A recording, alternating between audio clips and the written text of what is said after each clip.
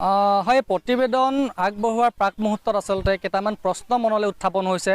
চৰকাৰখনৰ বিভিন্ন সভাই সমিতিয়ে কৈ থকা যি এটা শ্লোগান যে সমাজৰ শেষৰজন ব্যক্তিলৈকে চৰকাৰী আঁচনিয়ে ঢুকি পাব, সমাজৰ শেষৰজন ব্যক্তিলৈকে চৰকাৰী আঁচনিৰ দ্বাৰা উপকৃত হ'ব।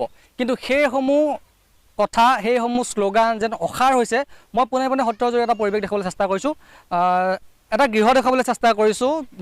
মই পাণবাৰী তিতাবৰ সমষ্টিৰ পাণবাৰীৰ নাৰায়ণপুৰৰ অঞ্চলত উপস্থিত হৈ আছোঁ আৰু প্ৰতিটোৰ জৰিয়তে যিটো দৃশ্য, সেই এটা ঘৰৰ দৃশ্য দেখাবলৈ চেষ্টা কৰিছোঁ। আচলতে এই দৃশ্যটো চোৱাৰ পিছত সকলোৰে মনত এটা প্ৰশ্ন উঠিব যে চৰকাৰৰ যি শ্লোগান সমাজৰ শেষৰজন ব্যক্তিলৈকে চৰকাৰী আঁচনিয়ে ঢুকি পাব আৰু সমাজৰ শেষৰজন ব্যক্তিক চৰকাৰী আঁচনিৰ দ্বাৰা উপকৃত কৰা হ'ব, সেই দৃশ্য যেন সম্পূৰ্ণ এক ওলোটা ছবি দেখুৱাই আছোঁ। তিতাবৰ সমষ্টিৰ পাণবাৰীৰ নাৰায়ণপুৰৰ পৰা এক দুৰ্বিষহ জীৱন যাপন কৰি আছে এটা পৰিয়ালে।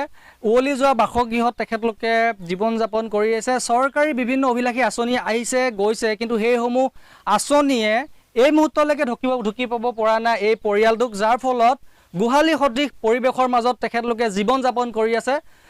বিভাগীয় কৰ্তৃপক্ষক, চৰকাৰক, পঞ্চায়ত প্ৰতিনিধিক এটা পকী বাসগৃহ বিচাৰি, প্ৰধানমন্ত্ৰী আৱাস গৃহ বিচাৰি বাৰম্বাৰ আবেদন কৰিছিলে, কিন্তু তাৰ পিছতো এই পৰিয়ালটোলৈ চকু মেলি চাবলৈও সময় নহ'ল জনপ্ৰতিনিধিৰ। তাতোতকৈ গুৰুত্বপূৰ্ণ কথাটো হ'ল যে বিধায়ক ভাস্কৰ জ্যোতি বৰুৱাৰ তেখেতৰে বাগিচাৰ অন্তৰ্গত এই নাৰায়ণপুৰ অঞ্চলত বাস কৰা এজন লোক। মই কথা দিবলৈ চেষ্টা কৰিম, দাদা আপোনাৰ ওচৰলৈ আহিছোঁ। কিমান বছৰৰ পৰা এনেকৈ আছে? আমাৰ 12-13 বছৰমান হৈ গ'ল, তেনেকৈ আমি চলি আছোঁ আৰু এতিয়া প্ৰায় 5টা পৰিয়াল আছে। এটা ইনকমত ঘৰ সম্পূৰ্ণ মানে ল'ৰা ছোৱালীকে পঢ়াম। আপোনাৰ ল'ৰা ছোৱালী পঢ়ি আছে? ল'ৰা ছোৱালী পঢ়ি আছে। আপোনাৰ যিটো অভাৱ অভিযোগ সমস্যা আছে, ঘৰটো বিচাৰি আপুনি আবেদন কেইবাৰ কৰিছে? আবেদন মই এতিয়া বহুতবাৰ কৰিলোঁ, কিমানবাৰ কৰিলোঁ মানে লেখ নাই বাৰু। কিমান বছৰৰ পৰা আবেদন? এতিয়া 12-13 বছৰমানৰ কৰি আছিলোঁ, আৰম্ভণিৰ পৰা কৰি আছোঁ। ঘৰ এটা খুবেই দৰকাৰ হৈছে। আনকি ভাস্কৰ বৰুৱাৰ ঘৰতো মই জেষ্ট কৰি পেলাই কাগজ দি থৈ আহিছিলোঁ। দি থৈ অহাৰ পিছতো আজিলৈকে একো সমাধান কৰি দিয়া নাই আমাক। আৰু আনকি আমাৰ ৰেচন চাউল, ক'পাৰটিভ চাউলটো যিটো পাইছিলোঁ, পাব লাগিছিলে 5জনে, পাইছোঁগৈ আমি 2জনে পাইছোঁ 10 কেজি চাউল। কিয় 2জনে পাইছে? 2জনে 5জন, এই 3জনৰ দিয়াই নাই এতিয়ালৈকে। কিয় দিয়া নাই? আজি দিম কালি দিম এনেকৈ কৰি দিয়া নাই আজিলৈকে। এই 2জনে পাইছোঁ 10 কেজি চাউল। আৰু আমাৰ অৰুণোদয় আঁচনিও নাপাওঁ বা একো আঁচনিয়ে নাই, পানী যোগানো নাই বা লেট্ৰিন বাথৰুম এটাও নাই। তেনেকৈ সেইখন ঘৰত এই ল'ৰা ছোৱালীকেইটা পঢ়াম নে মই ঘৰখনকে বনাম?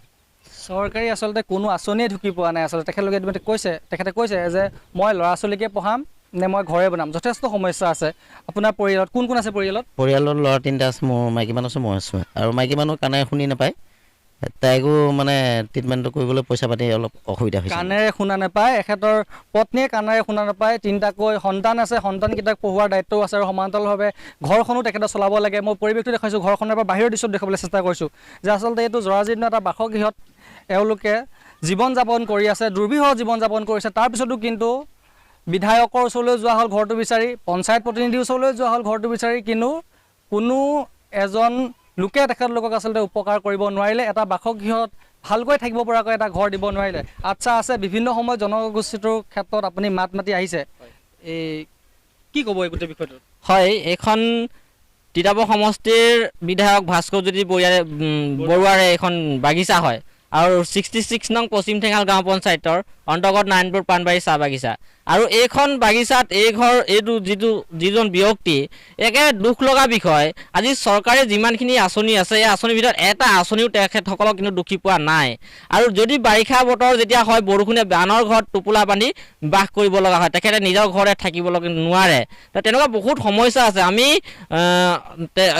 এই কংগ্ৰেছৰ যিসকল ব্যক্তি আছে, যি বিধায়ক আছে, পঞ্চায়ত প্ৰেচিডেণ্ট আছে, সকলোকে আমি ধিক্কাৰ জনাইছোঁ যে অনতিপলমে এনেকুৱা যিখিনি দৰিদ্ৰ লোক আছে তেখেতসকলক অতি শীঘ্ৰে যিখিনি সমস্যা আছে সমস্যাখিনি সমাধান কৰি দিয়ক। অন্যথা আমি যি পঞ্চায়ত ইলেকশ্যন আছে, পঞ্চায়ত ইলেকশ্যন কিন্তু আমি নাৰায়ণপুৰ পাণবাৰী ৰাইজে কিন্তু ইলেকশ্যন উচিত দিব। আচলতে যিহেতু সমাগত যি পঞ্চায়ত নিৰ্বাচন, সেই পঞ্চায়তো তেখেতলোকে যিসমূহ ভোট বিচাৰি আহিব তেখেতলোকক উচিত প্ৰত্যুত্তৰ দিয়াৰ কথা কৈছে আৰু এইখিনিতে এটা প্ৰশ্ন পুনৰবাৰ উঠিছে যে যি সময়ত চৰকাৰখনে কৈ আছিলে যে সমাজৰ শেষৰজন ব্যক্তিলৈকে চৰকাৰী আঁচনিয়ে ঢুকি পাব, চৰকাৰী আঁচনিৰ দ্বাৰা উপকৃত হ'ব, কিন্তু এই ছবিয়ে স্পষ্ট কৰি দিছে যে চৰকাৰৰ যি সেই শ্লোগান, যি সভা সমিতিয়ে যি দম্ভ মাৰি থকা যি কথা, সেই কথা যেন অসাৰ হৈছে, এই ছবিসমূহে কিন্তু তাকে প্ৰমাণ কৰি দিছে।